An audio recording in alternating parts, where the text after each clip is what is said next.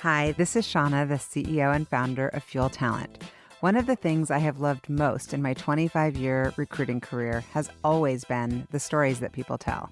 Stories of leadership, career choices, company ideas, and team building. My inspiration for starting the What Fuels You podcast came from being curious about people's lives and wanting to help share their stories. What path brought them to this place? What decisions did they make that led to failures and successes? Who influenced those decisions, and what lessons were learned along the way? I hope you enjoy the What Fuels You podcast. Today on the What Fuels You podcast, I'm sitting down with Teri Citterman, an executive coach and author with an extensive career in communications and journalism. Her published book, From the CEO's Perspective, profiles 20 top CEOs on what they are doing to develop leadership within their companies. Teri's currently the founder and CEO of Talon, where she and other executive coaches help leaders uncover and leverage their power and influence. Welcome, Teri. Thank you. I'm so glad to have you because for those who have listened to the podcast, I had Teri do the inaugural interview of me, which was brave. And so I'm getting you back, sister. Okay, here we go. Starting with your favorite rapid fire. Favorite form of exercise? Bar. Current perfume? Parfum de Marly. Biggest pet peeve? Oh, everything.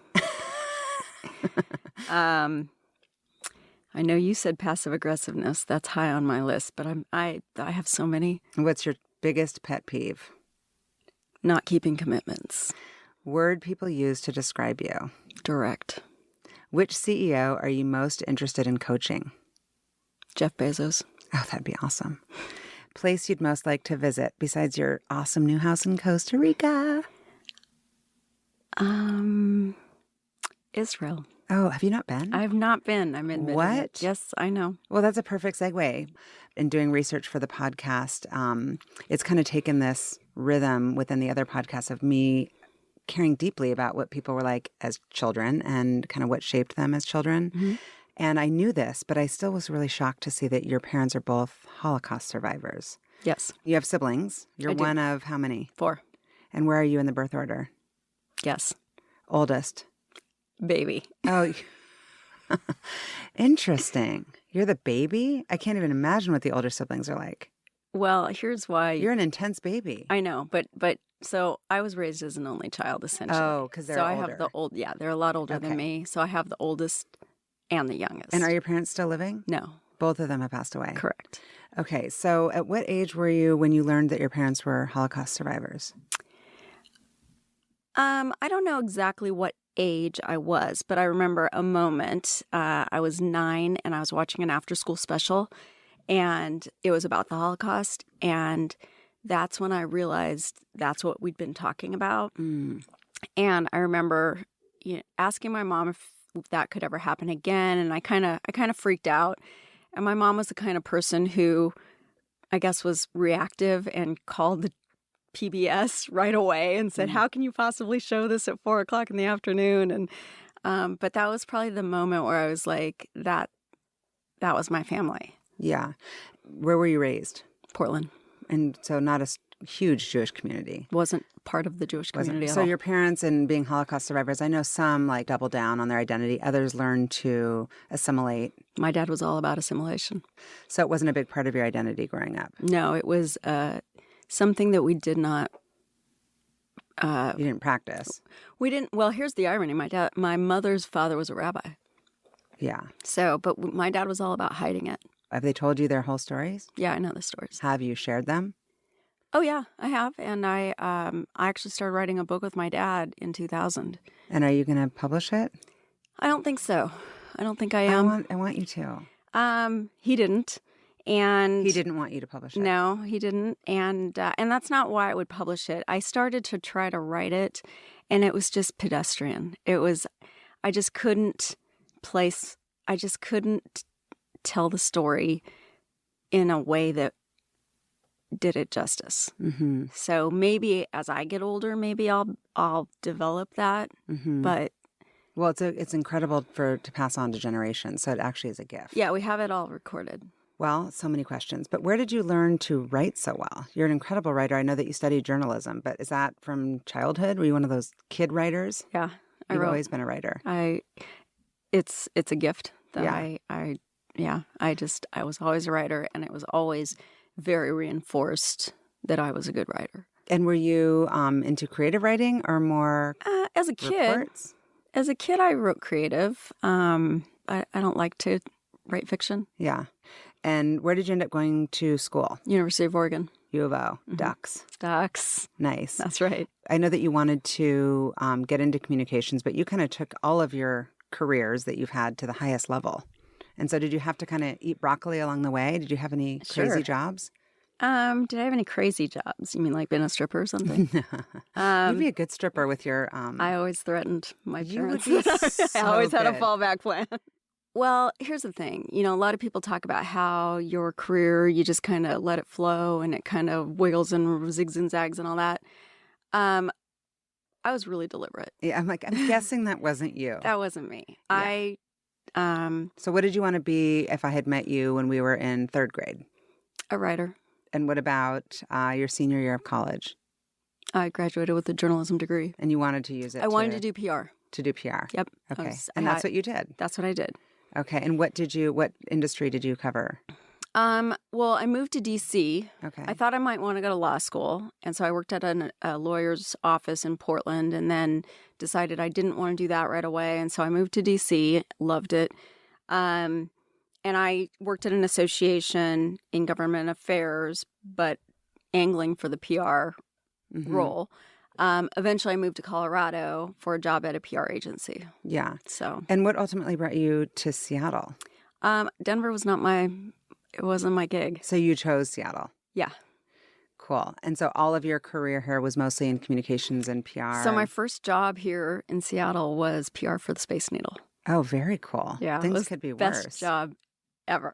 That's awesome. We're going to get to how you kind of parlayed your career into coaching, but have you ever had a coach? I wouldn't say formally. But you've had mentors. I've definitely had mentors. Yeah. And how has that come to be? Have you asked them to mentor you? Have people have organically mentored you? Because I remember I met a guy through you at the Four Seasons who kind of said he was your mentor. He is my mentor. He is your mentor. He's still my mentor. And so how did that happen? Well, it's kind of a crazy story. Yeah. Dick Friel. Remember Dick Friel? No. Dick Friel was one of our top auctioneers. Is that what they're called? Auction house people. He was a. The guy's like. Yeah. So he did all the huge. Think about it. You know who he is. I had met with him. He was at Boeing. So one of my hobbies was looking for a job. That's why I thought I wanted to be a recruiter, actually. You'd be so good. The stripper recruiter. Yeah, God. So I'd met with Dick Friel. He worked at Boeing, and it was one of those things where it was a good meeting, but I didn't really think anything was going to come out of it. And this is a very big lesson in influence, and you never know what relationships are going to lead where. But he called me and he said, "You need to go to the Four Seasons, which is now the Fairmont, at 4:00 today. Bring your resume." And so I did. He said, "Look for Mike. He's going to be wearing an Italian suit, smoking a corncob pipe, because back then you could smoke in the hotel." And so I spotted him, and I sat down with him, and he started. Like Dick sent me. Yeah. It was kind of a weird. Well, it was weird to me, apparently, and this was October 31st, 2000. So it was a very auspicious day, and I sat down with him. And he said, "Oh, you do PR?" He said, "Well, the building's for sale, and I've got a bunch of people who a group of men who are going to buy this building, and blah, blah, blah, blah. And, if you play your cards right, you might have a job." And I don't trust anybody. I'm like, whatever. And so he got up, his phone rang, he took a call from, and walked away. And there were two other people sitting at the table. And one of the guy sitting there was talking about his suits of armor collection. Mm-hmm. He had just sold to buy a castle in Germany. And the woman sitting at the table was talking about her kid going to some boarding school and this and that. And I'm like, these are not my people. Yeah. So there was just a lot of eccentricity in the room. So Mike comes back and he says, "So you do PR, let's talk about what you would do for this hotel." And, so I'm thinking about my strategy. And right as I am, up walks a reporter from the Seattle Times. And so he sits down, the other two people leave, and he starts drilling Mike about, just the hotel and this and that. And so Mike turns to me and he says, "So you do PR. What would you say?" Oh, wow.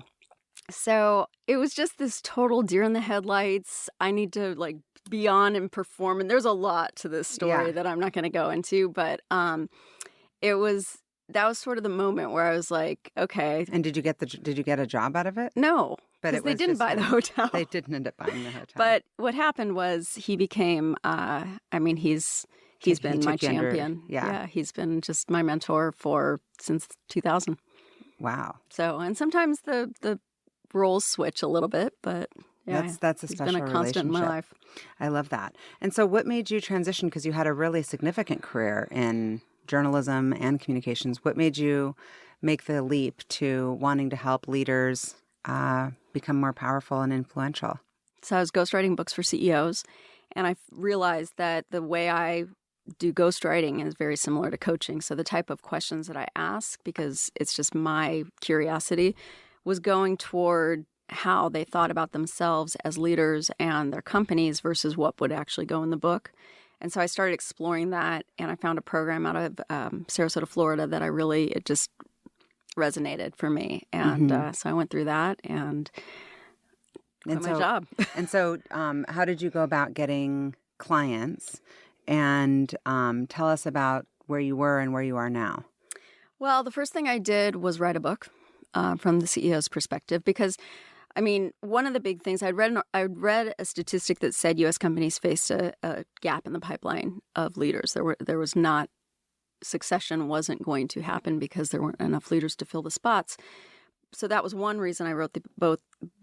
The other reason I wrote the book was because I needed people to think of me differently. Mm-hmm. So I needed them to think of me as an executive coach, no longer someone who writes books for other people. Right. And you needed that first person to say yes, to be featured. And then you ended up getting a lot of really impressive leaders to participate. Yeah. I think John Oppenheimer was probably the first person who said yes. Yeah. He's great. Yeah. That's awesome. And so the business, then you wrote the book. Mm-hmm. You published it. Mm-hmm. I've read it. It's great for those who want to read it. And your business at that stage was coaching one-on-one individual leaders. Mm-hmm. And do you do any group coaching? No. Yeah. Well, so I found that executive coaching was really I love it. Mm-hmm. I love it today. I love it. I do. Mm-hmm. And I started a program called Leadership Lab 19, which is really the only group kinds of things that I do. It's VP and above, but it's leaders who want to have more impact. It's invitation only. So the CEOs in my world are the ones who invite their people to be part of it. And the idea was that it's all about elevating your leadership to think from the CEO's perspective. Mm-hmm. And then you also do the panels, which are incredible. I do the panels, yeah. So you've talked to so many different executives at this stage. What do you see as an attribute that you think is the killer? So I've asked every CEO, what's the one behavior or trait you think every leader must have in order to be great? Mm-hmm. And they all have different answers. They do. Yeah, I read the book and I'm like, can I find any nuggets? But they all have very different opinions. Well, and I've continued to ask that question, which the way I look at it is it tells us there's as many ways to lead as there are leaders. Mm-hmm. So there isn't one thing. I have my one thing. Yeah, what's your one thing? It's fearlessness, courage. Mm-hmm. You have to have courage. Yeah. And I truly don't think anything else matters. Courage. If you don't have courage, I just don't see how you could be a leader. What about a weakness that you think is like, look out for this? Lack of self-awareness. Yeah, that's huge. That's the big one. And you see that, and those people are probably not so coachable. They are not coachable. Yeah. Yes, I see that. And so is there an intake that you do to see if you want to coach somebody? Yes. Because it's obviously a mutual decision. It's a pretty intimate relationship. Mm-hmm. They need to be ready to be vulnerable and be receptive. Mm-hmm. So what kinds of things do you look for in... At this point, I'm pretty good at judging whether or not someone's coachable or not. It used to be when people would say, I'm really self-aware. That used to be a red flag for me. And it still is a little bit, but because you've basically set me up to prove you wrong now. Mm-hmm. So, but as long as they've got other, curiosity and willingness and openness going for them, then that's not such a red flag anymore. what makes them not coachable? I mean, if they've got all the answers, they don't need me. And what is your methodology as far as kind of how you go about coaching? I use an assessment, and it's a killer assessment. It's known for its rigor. It's like taking the SAT. Sometimes that's Well, that'll weed people out it pretty weeds quickly. people out. Not too many, but I've certainly had people say, "Oh, I don't have time for this." I'm like, well, okay. I start with that. That tells us the data, the strengths they really have, not the ones they think they have. Prior to that, I do a qualitative conversation. So now I've got a pretty full picture of who they are and what they're about, and that's what informs where we're going. So they may think, and there may be reason to go in a direction, I need to be a better communicator, I need to be a more decisive, whatever. But this tells us more about how this might be a blind spot or what other strengths are getting in their way. Mm-hmm. And what about if somebody's like an incredible individual contributor and just not a great manager? Are you also teaching them how to lead, not just lead big initiatives, but actually like manage people? Yeah, I mean, what happens typically is someone gets promoted into a larger role. So, for example, if someone was a salesperson and a fantastic salesperson, which is why they got promoted, a lot of what got you there won't get you there. Or what got you here won't get you there. And so that's when they may not have had a big team before, or they might not have had multiple functional teams. So that's a lot of the work I do. Mm-hmm. Interesting. And so if someone is working with you and they want to feel like there's some sort of measurement of like where I was versus where I am now, how do they go about that? Is it just some sort of self-awareness, or is it a new assessment? Well, we do a 360 sometimes, so that does tell us a lot. But a lot of it has to do, the work I do is primarily around executive presence. Okay. And it's around confidence. And tell me more about that. What do you mean about executive presence? So when I think of executive presence, I think of equal footing. So when you're sitting across from anyone, no matter who they are, whether it's Satya Nadella or anyone, you have to feel on equal footing. So how do you do that? And it's very much about catching your confidence when it starts to go, knowing what those triggers are and bringing it back up. And it's hard because you have to be extremely mindful in the moment. And it takes a lot of time and a lot of practice. But so you're teaching mindfulness. I wouldn't call it that, but that's probably what some people would call it. Awareness. Yeah. And so are there examples of, you don't have to say their names, but people that you're really proud of where they were and where they are today? Oh, yeah. Yeah, there's a lot. I have awesome clients, so I'm really proud of all of them. But it's sitting in a boardroom and being able to be effective so much and have more impact and communicate so much more clearly. And, where you might have been the person who was going off on tangents or, talking about how the sausage gets made, that doesn't belong in the boardroom. So completely resetting your way of doing things. I mean, I have a lot of clients who there's so many wins. That's great. And I know that sometimes I get asked about helping people find an executive coach. And I know there's so many different styles and different things that people specialize in. So your coach, well, they have to be accountable to you, but For sure. How to learn how to be accountable at work? Are you teaching them different methodologies around that? So I typically coach at the CEO level and or their executive teams. So it's more about how do they hold others accountable. That's a big deal.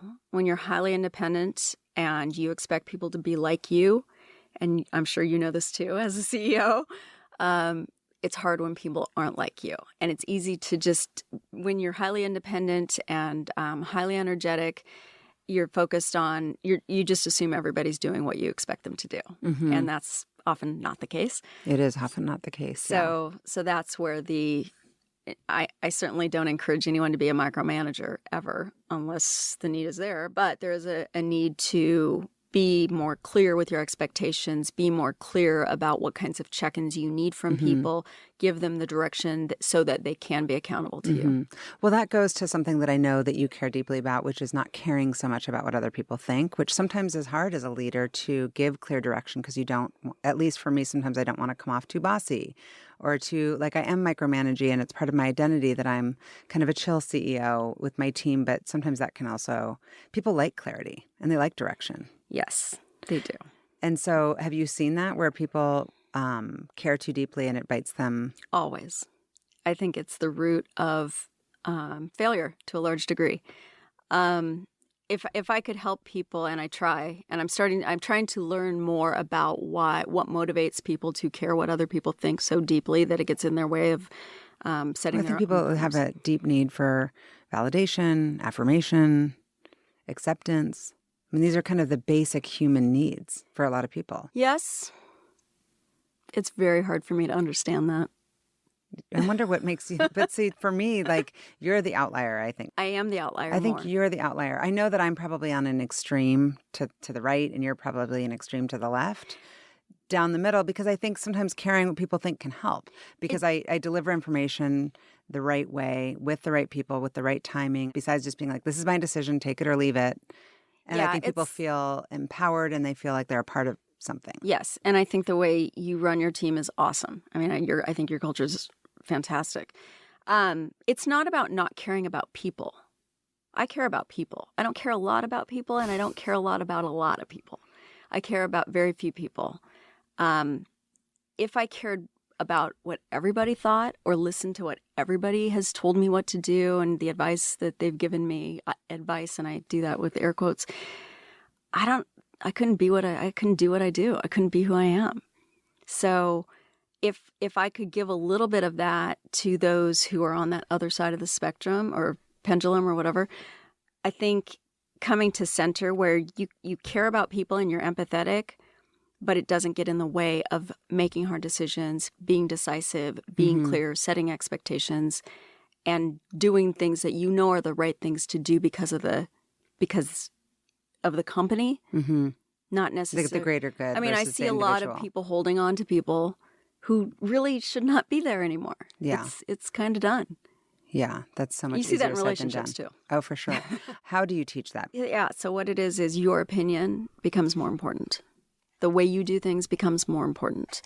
And I really coach to help people see that versus it's not about doing something differently. It's about stop doing something you're doing that's not helping you. So if you, for example, aren't having a conversation because you don't want to hurt someone's feelings, that's not helpful for anyone. No. So how do you decide to be more assertive? How do you decide to be more, and I'm not saying you have to be aggressive or confrontational, but being assertive is really important. And I mean, I think it's the best way to communicate. I think it's the key to communication is being direct and being assertive. Not everyone is like that. I understand. Certainly when we're in Seattle. So, I mean, Seattle's known for being what do they call it? Icy or whatever, and also slightly passive aggressive, which you and I have talked about. Yeah. And so directness can oftentimes be misunderstood, but that's great that you're like, okay, deal. And that the people who should be in the room are in the room with you. Yes. Well, I'm not for everybody. I get that. And how do people decide if our listeners are looking for a coach and they're qualified as far as their level of what they've achieved in their careers? How do they know if you're for them? We just have to have a conversation. It's chemistry. Yeah. I mean, I know great coaches who are very different than me that I would highly recommend. Yeah. But so you're the right coach for somebody who can deal with someone who's direct and who really is ready to do some work on themselves and really is there because they want to be. Yeah, but I think every coach would say that. Yeah. You know? I think it really comes down to my style is nowhere to hide. I listen for what's not being said. There's nothing that I don't call. Yeah. You know, I'm a big fan of, I'll tell you, this is how I approach things, and it's kind of weird. I told a CEO the other day, and I think I don't know if he'll ever speak to me again. I'm sure he will. I don't know. Is he a client? No, he's not. Well, kind of. Anyway, so I listen and watch a lot of crime, and I've always been very interested in deception, and not so much about. It's not that I can tell when people are lying or any of that, but it's more I look at how people deceive, and how it translates into coaching is how are you deceiving yourself? It's all about self-deception. So, and that's really what a blind spot is, right? Everybody else can see it, but you can't.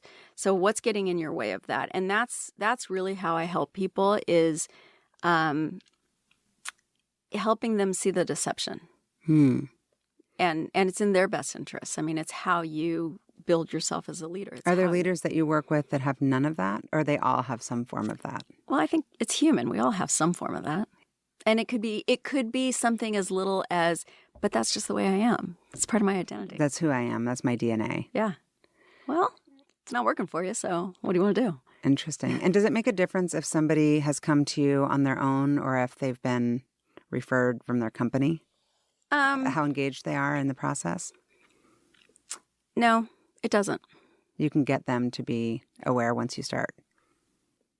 Well, the thing is if they're not wanting to engage, if they're even if they're coming to me or their company's coming to me because there's a problem, that's okay.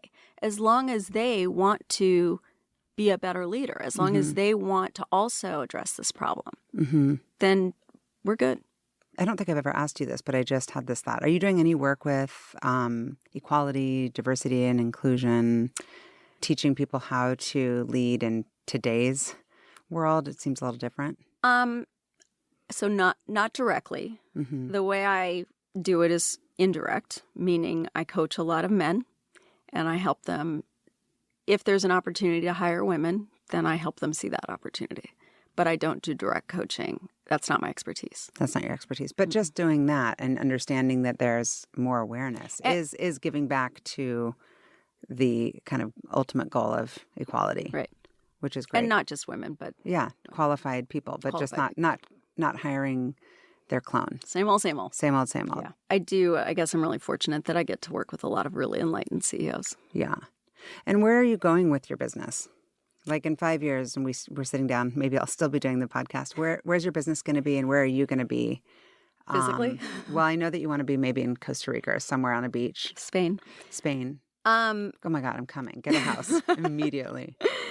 So I love one-on-one coaching, and I do everything else I do to make sure because one-on-one coaching is not scalable. So I do other things to be scalable so that I can maintain the one-on-one coaching. That's just, I can't imagine doing anything else. I'm starting a new online course. That's exciting. Executive Presence for Introverts. Oh, wow. So I'm writing that. It isn't launched yet. I'm hoping to launch this fall. That's incredible. So I want to see what happens with that. And that's accessible to anybody. Anybody in the world. That's amazing. And is your executive coaching something you can do video conference? Yeah. So you could do it from Spain or from Costa Rica. Or you can especially do it from Costa Rica since the time zone is so easy. Yeah. But yeah, I do a lot of video conferencing now because a lot of it's, you'd be surprised at how many people want to meet in person, which I love. But for those who have either moved away or I have clients in other places, we do video and it's perfect. Yeah, that's great. And so in 5 years, you'll have the online presence. You'll still be doing the one-on-one. And do you think that are there trends or directions where coaching is going? Do you try to stay up on all of that? No, you just go with your gut and all your training and... Well, I mean, I guess you could say I'm doing an online course, which is that's just scalable trendy. And it's giving access to more people. Yeah. But it's not necessarily coaching and like, oh, here's our new way of coaching. Well, I think, diversity and inclusion, that is kind of a big topic. But there are people who are far more qualified to coach on that than I am. Executive presence is really power, influence, rank and power. All that stuff is that's where I am. Have you incorporated communications like speech giving? And we're talking about executive presence, writing, and communications. Yeah. So if somebody's got a big presentation coming up. So I help with the presentation. Absolutely. You help them with the writing of it? No. You just help them make sure that their message is being conveyed. How they deliver it, their delivery, how confident they are, how what their presence is. Yeah. I don't write their presentation. I don't write speeches. But there's some great speechwriters here that I recommend. Yeah. And so you seem to live with a lot of deliberation as far as how you make decisions. And I mean, even from a kid. That's unusual. And so is there anything that you regret or that you would change? I'm sure there's things that I regret and would change, but I can't think of anything. I always end the podcast with asking people what fuels them. Right this minute. Well, not, you're like lunch. No, like what fuels you in your life? Helping people find their courage, helping people be bold, helping people not be afraid. Because really, And who taught you that? honestly, I think it comes from having parents who are Holocaust survivors. Yeah, you're like, if they can survive that, I mean, the ultimate. it is the My ultimate. courage comes from them. It is part of my DNA. And I believe it is something, if I can help people be more courageous in whatever aspect, that is my job. I love that. Oh, I just got chills. I love that. That's awesome. How did it feel being on the other side? I like asking questions. I have I so get many it. questions now for you. Uh-oh. Well, I'll have you back then. That'll be fun. Okay. Thank you. And thank you to our listeners. Thank you for listening to the What Fuels You podcast. Be sure to subscribe, rate, and review on iTunes, Google Podcasts, or Spotify, and follow us on social media to keep up with the latest news and episodes. You can also contact us at podcast@fueltalent.com to provide feedback, ask questions, and share topics or guests you would like us to cover in the future. We hope you feel inspired by our guests and that we have helped fuel your day. Join us next time for another episode of What Fuels You.